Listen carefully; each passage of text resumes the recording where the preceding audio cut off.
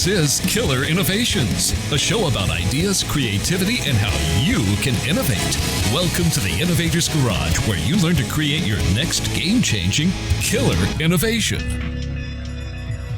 Welcome to this week's Killer Innovations. I'm your host, Phil McKinney. This is a show about innovation, creativity, and design. This week, we're actually doing the show live from Sunnyvale, California, so we're not in the studio in Colorado. And so for some of you, you may get used to have been watching us on Facebook Live. Today, we are not able to do that, but we are streaming the show on Zoom, so you can hop on over.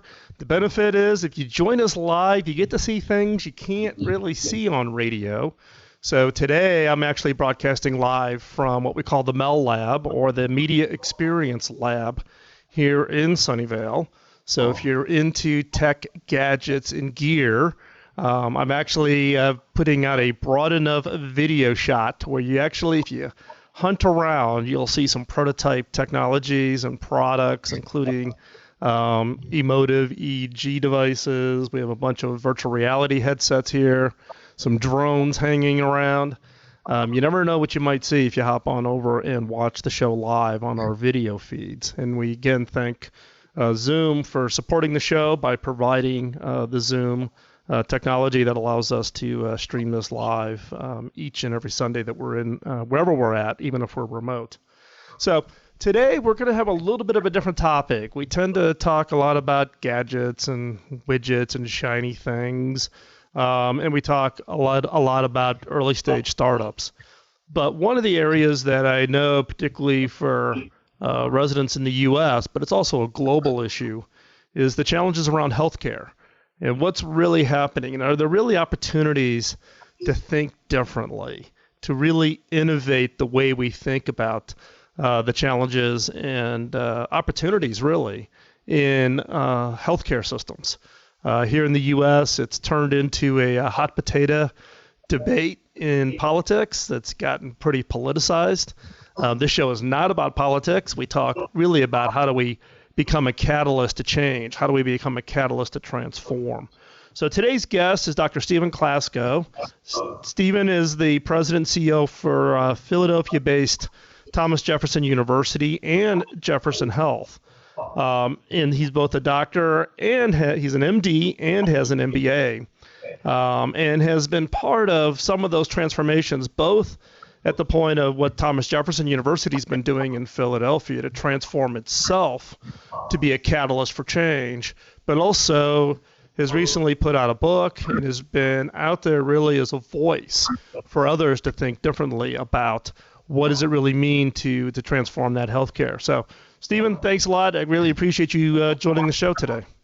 It's great to be on Killer Innovations, and healthcare is something that really needs to be innovated. Well, let's talk a little bit about that. Let's maybe lay a little bit of the framework. I mean, I think everybody has an opinion on, our own experience or family experience in healthcare, and that kind of becomes our rallying cry. But I think there's probably, some more fundamental issues as far as some of the challenges. So, it is that kind of this common debate, but I think many people are just kind of throwing the towel in that there's just no way to change it. Is there something really that can be done for healthcare to really innovate, transform that healthcare system? Well, some of it is exactly what you said. I think patients have sort of given up on healthcare joining the consumer revolution. And we need to figure out how to do that. I'll give you one real live example. If you have a parent in a cancer center, you're still in 2016 calling up your mom and saying, "Mom, what did the doctor say?" And she says, "Well, the doctor came in at 5:30 in the morning. I have no idea what he said."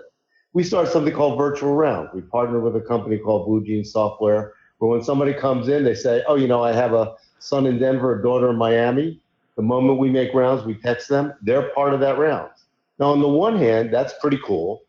On the other hand, we could have done that 3 years ago with FaceTime, 5 years ago with Skype, or 15 years ago on the phone. So some of this is patients have not demanded, but they absolutely demand in every other part of their life. Well, is it really? I mean, this is also a situation where, in the innovation game, customers, in this case, patients, aren't sometimes really the best sources for those kinds of ideas, right? And in your case, you're taking a little bit of a different kind of twist to it in the fact that you're trying through some of your other affiliations. I'll let you describe it because I'm sure I'm not going to get it right. Where people who are taking kind of non-traditional pre-med courses get early admission to become doctors because you're trying to transform kind of that thinking process, that thinking style coming into the healthcare systems. Right. So the first premise is that we are doing a great job training doctors prepared for the 80s and 90s.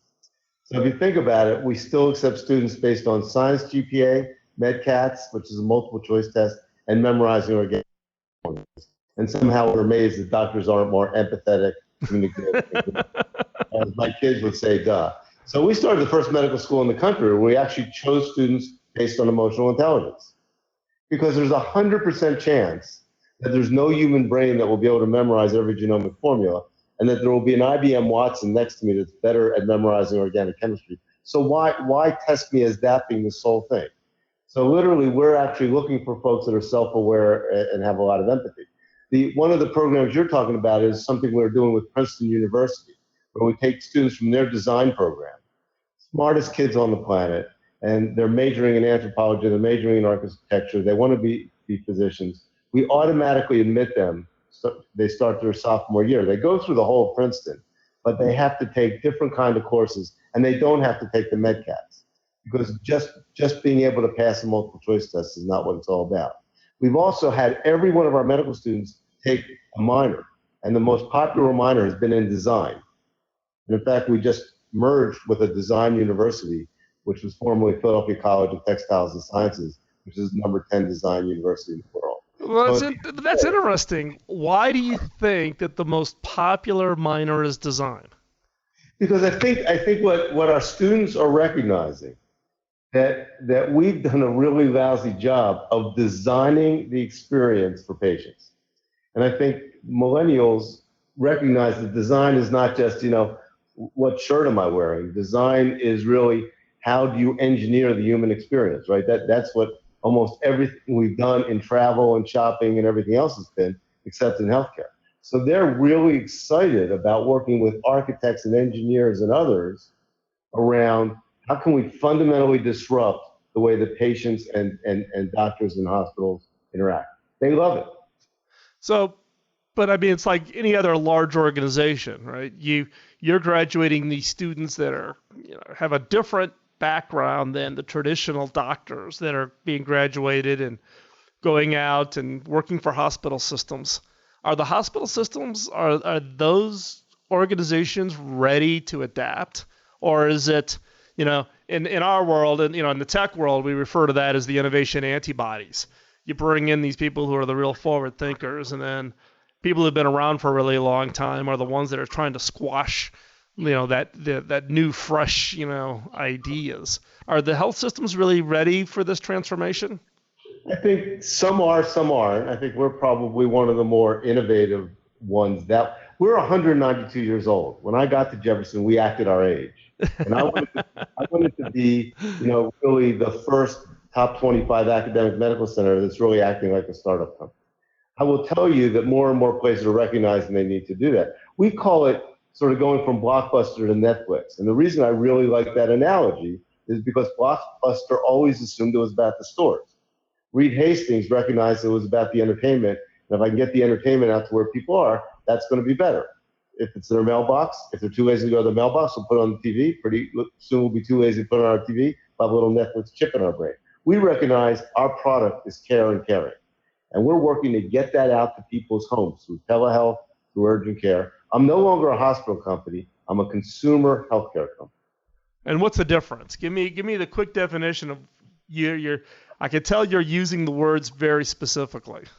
A hospital company is, I'm here for when you're really, really, really sick, come into my hospital and I'll treat you okay. A consumer healthcare company is, I am your partner in every medium you currently use to keep you well. If you're a little sick, if you're moderately sick, or if you're really sick, and you can access me 24/7 in the way that you access other things that you do in the consumer world. And obviously, that part of that then is taking advantage of the technologies that consumers have in their pockets, correct? huge IS&T operations, partnering with places like IBM Watson, partnering with folks that are startup companies, Kleiner Perkins, taking our 3 million patient encounters and going to a new IT startup company and saying, we're here for you. Perfect. Hey, we're going to take a quick commercial break here. We'll be right back. We're going to pick up this conversation with Stephen Klasko, who is the CEO for Thomas Jefferson University and Jefferson Health, talking about really what's needed to transform the healthcare system. How do you bring innovation to healthcare? And how does that start all the way back to even the students that are coming into the program? So stay right there. We're going to be right back. You're listening to Killer Innovations on the BizTalk Radio Network.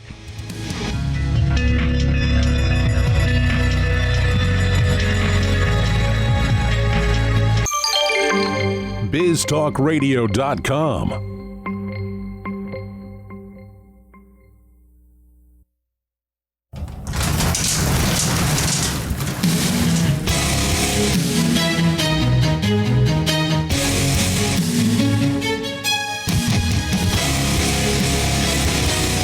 This is Killer Innovations, a show about ideas, creativity, and how you can innovate. Welcome to the Innovator's Garage, where you learn to create your next game-changing killer innovation. Welcome back to Killer Innovations. This is your host, Phil McKinney, a show about creativity, innovation, and design. Today, as our guest, we have Stephen Klasko. Stephen is both a medical doctor and an MBA. I don't know if that's such a unique combination or not. Kind of makes it an interesting conversation. For Thomas Jefferson University and Jefferson Health out of Philadelphia. Stephen's written a book. We'll talk about that a little bit later in the show. But in the first segment, we were talking about, is there really an opportunity to transform the healthcare systems? Now, Stephen, one of the things I know you're also involved in is really about how do you bring entrepreneurship to the whole healthcare system? And that includes things like you actually have an accelerator program with Thomas Jefferson. You're kind of into everything now with university healthcare systems and now an accelerator. So we have something called JAZZ, Jefferson Accelerator Zone. And we actually have jazz tanks, like Shark Tanks, where we take entrepreneurs and we have panels, we give them grants. We just had a hackathon talking about drones and wearables. So here's a 192-year-old venerable healthcare organization with, as you know, 23-year-olds coming around the country with a lot of pizza and Red Bull for 36 hours talking about drones and wearables. And we actually partnered with the insurer in Pennsylvania to give very large grants to have them take that software to the next level around wearables, around drones, and around reducing readmissions for things like congestive heart failure. And so what happens? So they go through the accelerator program, then you select winners and they get these grants. Do they go back home? Is it a residential accelerator like a Techstar or something? One of the great things about doing it out of a health science center, because we have 3 million patient encounters, if you come up with a neat app or a neat idea, it's not hard to find places to test it out. That's usually if you just come from the Silicon Valley part of the world, now you have to find a healthcare place to do it. Right. We actually, our whole concept of Jefferson, if you will, starting up health is that we're going to be available for new ideas. Well, and I think it also helps when you've got a CEO who's willing to say yes, versus a lot of organizations with someone comes in with the new idea, the answer is no until you convince me for it to be yes.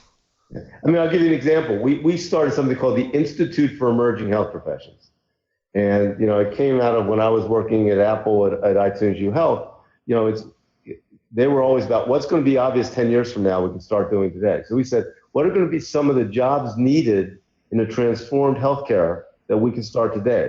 So we're starting certificate and master programs in augmented intelligence, in things like community engagement, National Telehealth Academy. We just last week started the Cannabis Medical Education and Research certificate program. We're starting a master's in cyber, what we call cyber insecurity, because there is no such thing as cybersecurity. So the fact is, what are some of the things that are going to be important 10 years from now? We're a university. Let's do them today.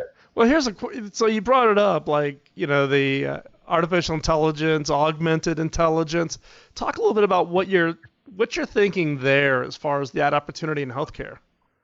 So I think that we have to get over ourselves. You know, this whole art versus science of medicine is important.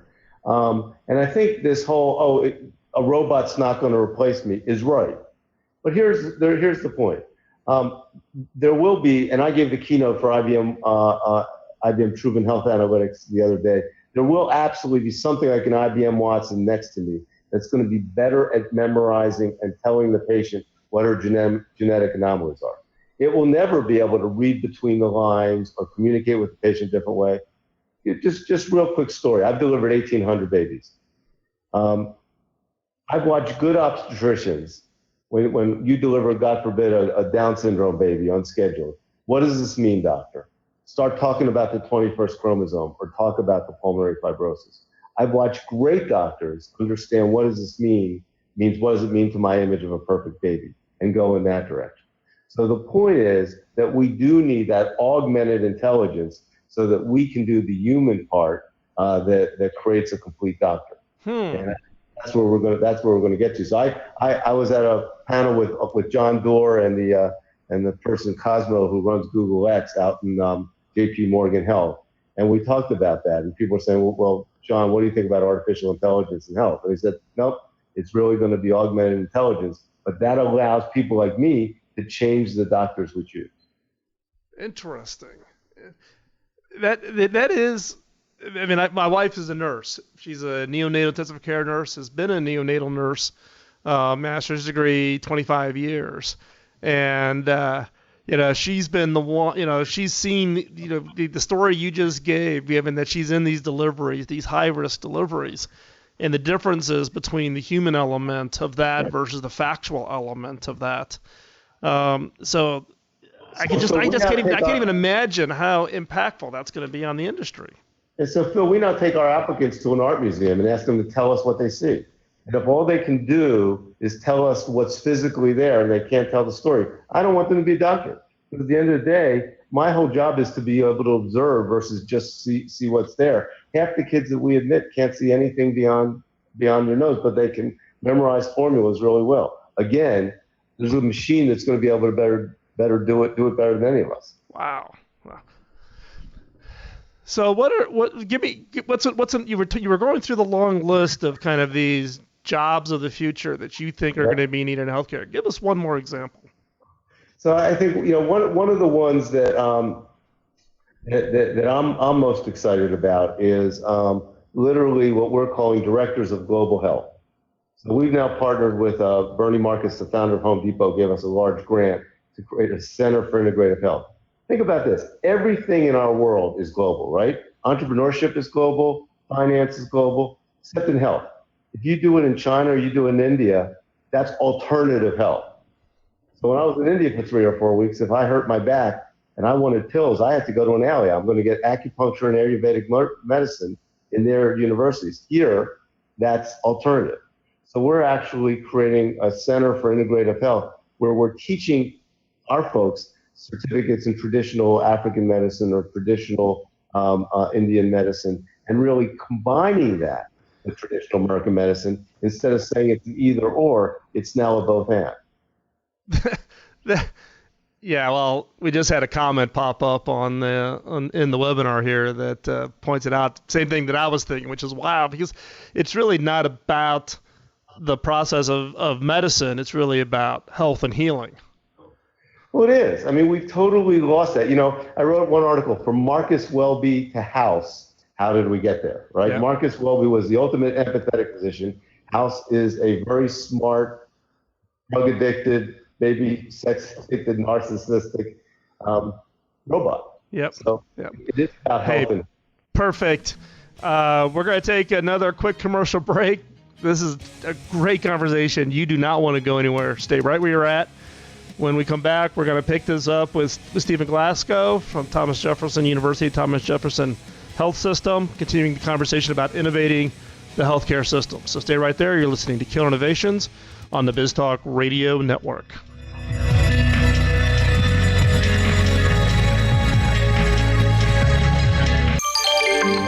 BizTalkRadio.com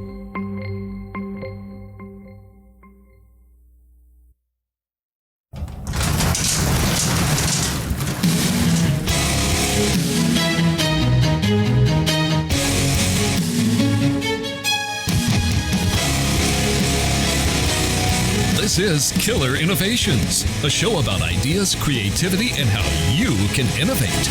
Welcome to the Innovator's Garage, where you learn to create your next game-changing killer innovation.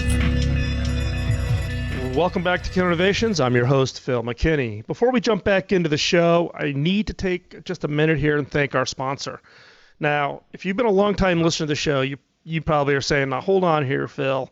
You've been doing this show for 12 years and you've never had a sponsor, and you'd be absolutely correct. This is a first time. But I'll explain more in a minute. A common ask that I get from listeners and those that are you that are really focusing on how to take that idea and go off and create just an absolute killer or breakthrough innovation is, how do you find the top talent? How do you find those individuals that can really help you take that idea and do something magical with it? Now, like you, I've tried many of those outsourcing sites, posted up projects, hired some people through those, but the output has just always been disappointing. Our sponsor is TopTal, and TopTal is different. For starters, they screen every technical and design expert that applies, and not just on technical skills. They also screen on communication, they screen on personality, and they really play that matchmaker role. The result is only 3% of those that apply get accepted, and you're guaranteed that every person working on your project is on the A team. Companies using TopTal range from large companies like Pfizer and JP Morgan down to startups like Airbnb and Zendesk. And for listeners of Killer Innovations, you can try TopTal at zero risk. Start a project, and if within the first 2 weeks you aren't convinced that they're absolutely killing it, you get 100% of your money back. Plus, you get to keep the deliverables. So hop on over to toptal.com/Phil to start your project. Or better yet, drop me a note at phil@killerinnovations.com, and I'll make a personal introduction to make sure you get the VIP treatment. So, why am I allowing TopTal to sponsor this episode? Well, first, my mission is to equip you with the knowledge, skills, and also the tools to take your idea and make it a reality. And you've got to have access to top talent. And I like TopTal. I've checked them out. I've met with the CEO. I've met with their team. I've met with their customers. And I've also talked with their technical talent. They're all top-notch. Now, second, taking on a sponsor helps cover the cost of producing the show. I've been funding the show myself for 12 years. And by accepting a sponsorship, it actually allows me to put more of my funds into my nonprofits, which are hackingautism.org and pioneer.education.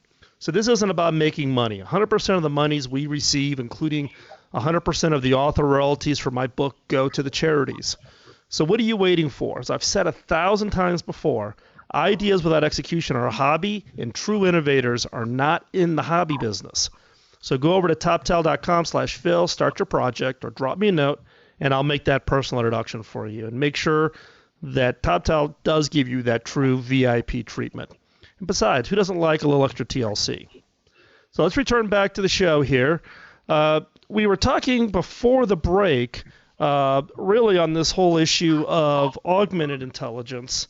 And it does come across really as being something that could be totally disrupted. And Stephen, you and I were talking during the commercial break really about this.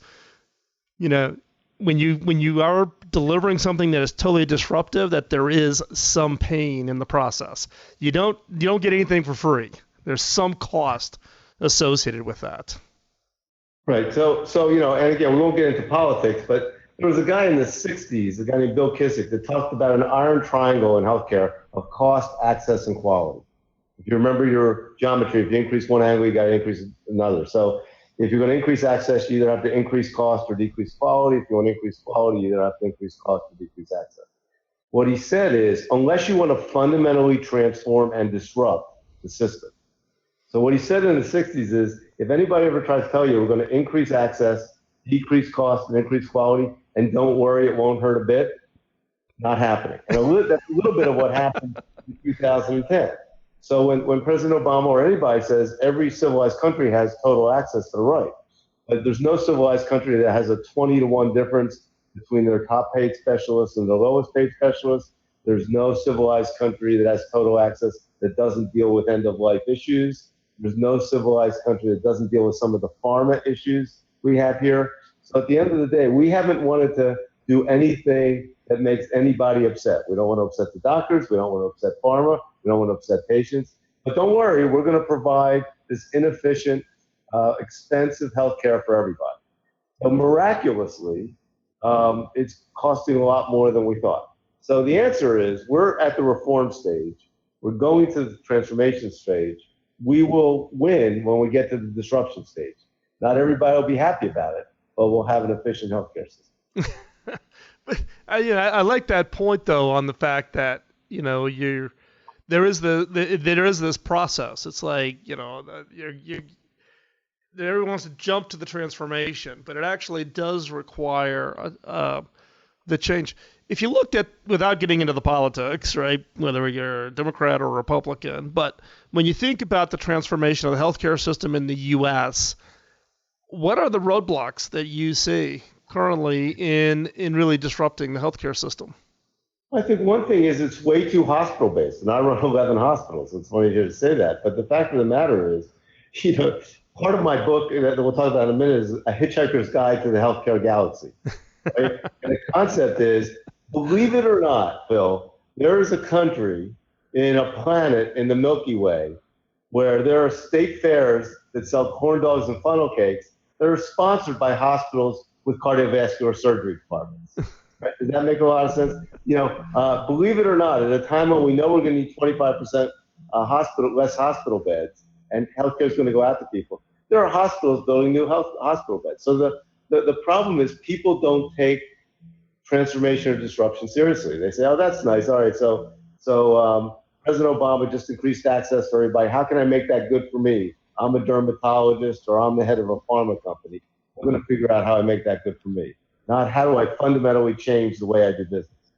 So if you're saying the hospitals are in that we're too hospital oriented, then what's the alternative model then? Well, I think we're going to need less hospital beds. I mean, simply put, we're going to need less hospital beds. In many joint replacements, right? A lot of people, my age get joint replacements. In 2 years, that's going to be an outpatient procedure. In some hospitals, that's 30% of their hospital beds. So instead of saying, well, gosh, I'm going to ignore that, or maybe I'll be retired by then, we have to deal with it. That's a good thing. Yeah. That means we'll actually be, hospital beds are expensive. I started a telehealth program, getting 60% of my non-trauma, non-ambulance patients out of my expensive ER. Now today, I get paid less because I did that. The people that are still getting all their patients in their expensive, inefficient ER are getting paid more. So that's the part where we haven't disrupted yet. We said, oh, I get a little gold star for taking it out of my ER, but I make less money from providing better care. So it's not just the fact that you got to transform, that the hospital, the thought process around the hospital systems, but it's also the whole payer model that goes along with that then. Exactly. I mean, there are I won't mention names, but there are academic medical centers in this country that for the same procedure get 9 times more from the payer or from the government than the community hospital across the street without having to prove better outcomes. That's a good gig if you can get it, right? I mean, so if you think about it, if you had a product and you were somebody else was paying for it and you were able to get 9 times more for it, and you didn't have to prove that you were a better product. So we don't exist in a market economy is the bottom line. And I believe we will. And at Jefferson, we're getting prepared for that. So the challenge, though, is organizations like yourself, though, you're taking the arrows being in the front, meaning you're doing the right thing, but in effect get penalized because the other part of the systems haven't caught up to the new model yet. There's no question about it. We're in the twilight zone of healthcare. I mean, I have some of my colleagues going, I'm glad Klasko is moving 60% of his patients out of expensive, inefficient ER. I make a lot of money having people. Oh, we just lost our video feed with Stephen. We'll bring that back in a second. Hold on here a second, Stephen. You just came back. For some reason, your video locked up there. You were just talking about your colleagues telling you they were glad that you were moving all those people to telehealth. Yeah, because they make a lot of money having people come to their ER. I believe that the Affordable Care Act started a tsunami. It's going to lead us to a very different healthcare, and that we'll be rewarded that way, like any other innovators look at. Yeah, so that's great. So we're going to be right back. I want to pick up on this topic, but I also want to we're going to jump in, talk a little bit about Stephen's book, and really have the conversation about, the premise of the book really is also that means to kind of paint the story of what the future for healthcare really could be and what those disruptions, impacts are going to be. So stay right there. We're going to be right back continuing this conversation with Stephen. You're listening to Innovations on the BizTalk Radio Network, and we'll be right back after we get a few bills paid with some of our sponsors. BizTalkRadio.com.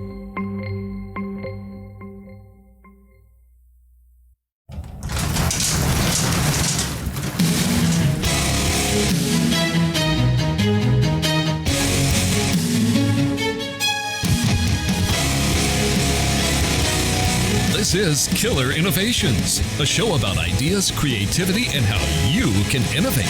Welcome to the Innovator's Garage, where you learn to create your next game-changing killer innovation. Welcome back to Killer Innovations. I'm your host, Phil McKinney.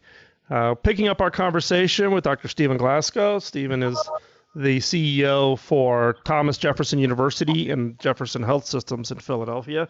Let's talk a little bit about your book, Stephen. So your new book is "We Can Fix Healthcare in America," which is a very provocative title given the topics and discussions here in the U.S. with regards to healthcare. But as part of that, you describe 12 disruptors, really, of the demise of the old healthcare system. Now we can't go through all 12, but maybe you can pick out a couple of them that you think really are representative of those disruptors. Yeah. So first of all, the original title of the book was "I Messed Up Healthcare in America. Put Your Name Here." The concept being that everybody blames everybody else for what's wrong, and it got changed because the publisher wanted to have a more positive message and put an American flag in front so we could sell it at Walmart. But at the end of the day, the concept is that President Obama gives it one last shot. Gets everybody in a room, CEOs of pharma, CEOs of health systems, people like yourself, doctors, lawyers, congressmen, senators, and says, fix this. And we all blame each other. And then there's an alien invasion, a science fiction event, a blackout, and a vapor. And all we can do is look in the mirror. And out of those 3 days comes the 12 disruptors for the demise of the old healthcare that are so powerful that both the Republicans and Democrats use it for their healthcare platform. Democrats call it dramatically different democratic discourse for healthcare. Republicans call it, rather than repeal, let's reimagine a Republican revolution healthcare. So it's things like, but they're remarkably similar. So for example, take the volume incentive out of the payment system and put incentives in place that are aligned with optimal health outcomes. That sounds like it makes sense, right? Yeah, pretty logical. The difference is, the Democratic platform is, the federal government will accelerate the shift to paying for fee-for-service to paying for value to a population. Our goal is to keep people well and prevent expensive and difficult care. The federal government will do that. Republicans the federal government will work with private insurers to create incentives for good health, exercise, and diet, core components of a healthy lifestyle. Remarkably similar, still has the government needs to do it versus work with the private sector. But at the end of the day, all 12 of these, believe it or not, could be put to the test and would be approved, I believe, by both Secretary Clinton and Mr. Trump. It might be paid for differently, but instead of arguing about what we don't agree on, and instead of having a fantasy of what could happen, this book actually posits, the first chapter is called 2016, when politics and healthcare became fun again, which is not exactly what people would say in this universe, but in the alternate universe it did. So do you think that there's a middle, it's just to say middle ground. You're positing that there's enough overlap to actually disrupt the healthcare system. I don't think there's any question about it. I actually was involved with some of the decisions that were made around the Affordable Care Act. And again, if it hadn't gone through the sausage factory, a lot of things could have happened that would have made us much better off in 2016. I think, let me give you one live example. I'm a pilot. I have a private pilot's license. Every 2 years, I have to get my technical competence assessed. I also do surgery. You want to guess the last time anybody checked my technical competence objectively? 30 years ago. There's a 62-year-old doctor in this country that has had their technical competence assessed in the last 30 or 32 years. So we actually created some metrics with some simulation companies, and it ranged from Stryker Covidien to Lockheed Martin around how we can start to check if somebody is technically competent. Those are the kind of things that we should all agree on. Because if you're doing robotic surgery, there's all these billboards. Come to my hospital because we got a robot. That's great. What about the human at the other end of the robot? I'd like to know that he or she is competent in using the robot. We don't talk about that. I guarantee I could get both the Democrats and Republicans to agree on that. I guarantee we'd save billions every year in undergoing the learning curve. You talk to any doctor and say, how do you learn that procedure? We say, see one, do one, teach one. That's great unless you're the one on the other end of the table. Simulation and better ways to do it. Right. Yeah, in fact, years ago when my wife was doing some camp nursing up in Minnesota, and I happened to be in the area, and I was doing a meeting at Mayo. I took my wife over to watch the surgical simulations at Mayo. They have these just phenomenal, like 8 surgical suites where they go through, and doctors, before they're allowed to ever touch a live patient, have to pass a certain amount of testing with things like the robots and that on these simulation dummies. It's pretty impressive. Your wife is neonatologist. I learned how to intubate a 1.5-pound baby in the middle of a chaotic delivery room with the husband over me. And the distance between the trachea and the esophagus and a 1.5-pound baby is almost mind-bogglingly small. Now, we don't let anybody do them at our place until they prove they can do it on these really amazing simulators. These kids are 1.5 pounds. They cry, they pee, they do everything that normal babies would do. But we don't let them do it until they prove they have the technical skills. We should do that with everything.